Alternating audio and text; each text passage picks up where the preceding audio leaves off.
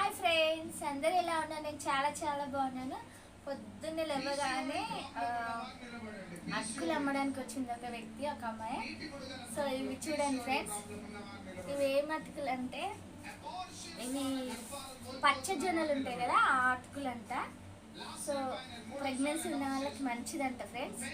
So తీసుకున్నాను, ఇదిగో తాలింపు వేస్తున్నాను. ఇదిగో తాలింపు వేస్తున్నాం ఫ్రెండ్స్.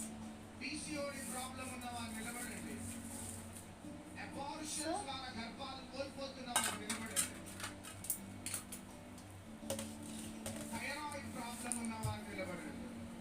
ఇక నిలబడ్డవారు మీ చేతిలో ప్రార్థన నూనె తీసుకొని చేతులు పైకెత్తండి, తలలు పైకెత్తండి, కళ్ళు మూసుకోండి. ఫ్రెండ్స్ ఇలా